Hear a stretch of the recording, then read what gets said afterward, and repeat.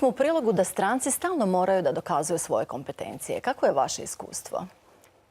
Pa, čini mi se da zapravo se ne radi toliko o strancima koliko o umetnicima. Umetnici su stranci. Uvek. I bilo gde. Tako da mislim da je to, za Goranu smo se upoznali, baš smo pričali odmah na tu temu. To je zanimljivo. Naravno, našli smo se, znali smo emocionalno o čemu pričamo. I to iskustvo dele oni koji su se ocelili. Definitivno. To umeš da podeliš sa nekim ko zna o čemu se radi. Goran naravno ima pravo. Distanca je bitna. Distanca je zapravo bitna. Za neko koji je umetnik i došao je negde, to može ponekad da bude i prednost. Ali vi ste recimo u Sloveniju došli 2000 i posle svega nekih mesec dana ste već počeli da radite na scenariju za film Ruševine koji je kasnije dobio mnogo nagrada. Kako je to moguće? Pa, s jedne strane možemo kažemo imala sam sreće i naravno imala sam velike sreće, ali s druge strane imala sam neku drskost. Da sam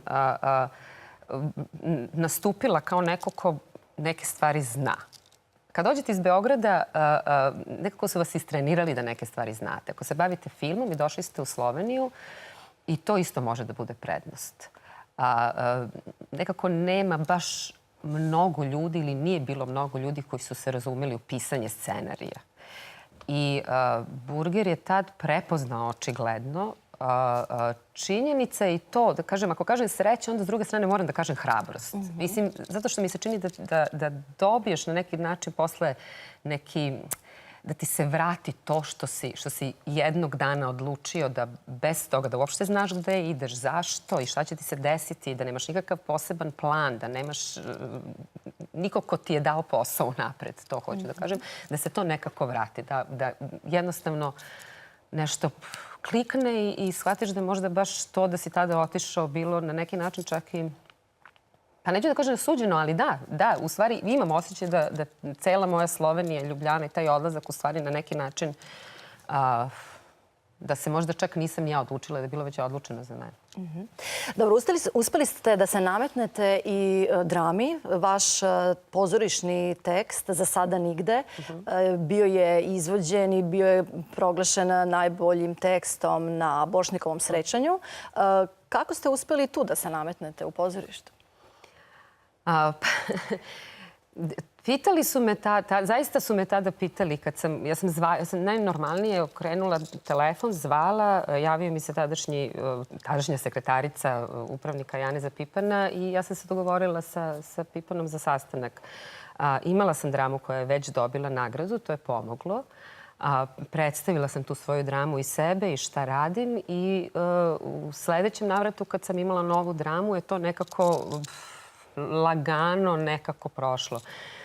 Znam da je sve to bilo u Beogradu da ne bih imala zapravo opet takvu hrabrost. Zato što sam u Beogradu znala ko je ko ovde. Čak na početku nisam znala ko je ko i nisam imala taj strah u stvari.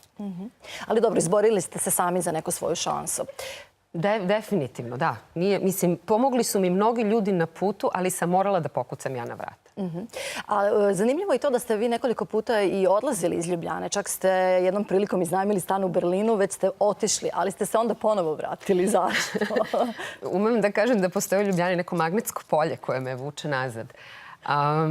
Desilo se par profesionalnih izazova koje nisam mogla da odbije. Mislim, u Berlinu mi je jako prijelo. U stvari bi prvi odgovor trebao da bude zašto sam uopšte htela da odem iz Ljubljane. Pa, u mnogo navrata mi je Ljubljana premala. I s vremena na vreme ja dođem na tu ideju. Pa trebalo bi otići, trebalo bi uraditi još nešto, jel? Onda dođe neki sledeći moment kad dobijem neku ponudu koju ne mogu da odbijem. Tada su me pozvali sa AGRFT da predajem na akademiji, da predajem scenariju koji sam želela da predajem uvek i već sam tada i predavala na jednoj scenarističkoj školi. I kad sam malo bolje razmislila, videla sam da ću morati da se vratim. I nije mi žao, zato što sam zapravo sa svim tim što sam ponovo dobila, znači opet neku šansu u Ljubljani, mnogo porasla i čini mi se da je pitanje da li bih dobila tu šansu negde drugde. Zanimljivo je da su članovi vaše porodice se ocelili iz Beograda. Brat živi sada u Nemačkoj, majka u Americi. Kako funkcionišu raseljene porodice?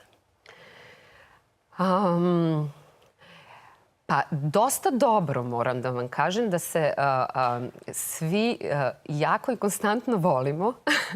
Nemamo priliku da se posveđamo skoro nikad. Viđemo se svi zajedno jednom godišnje na leto, či provedemo par nedelja zajedno. A u međuvremenu smo pa stvarno stalno i na Skype-u i na porukama. Sa bratom sam skoro konstantno na bazi svakog dana zapravo.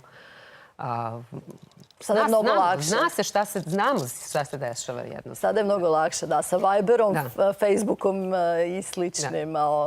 Ali nedostajanje uvek ostaje. Uvek ostaje, u stvari, taj trenutak, to sećanje na to kad si jednog dana smo bili porodica i onda sledećeg dana više nismo bili. Mislim, nismo bili zajedno. I to ostaje, ta neka žalost, u stvari, i ta potreba za tim da dođeš u Beograd. Ja zapravo u Beograd više ne mogu da odem, a da je tamo mama i da skuva ručak. To je možda taj neki trenutak osvešćenja kao aha, gde je sad kuća, gde je dom? Pa dom je sada postao stvarno u Ljubljani. Jer zapravo ni u Beogradu ga nema više. Da li se osjećate kao slovenačka umetnica s obzirom da ste tu već i 15 godina? Pa sve bitno što sam uradila ovde. Mislim, to je definitivno. Ali nikad se nisam osjećala ni kao srpska umetnica. Pitanje je da li ću se osjećati kao slovenačka umetnica zapravo ili kao bilo kakva umetnica. Mislim da ljudi koji žive od toga da sebe daju svetu, ne razmišljaju toliko o tome kome pripadaju.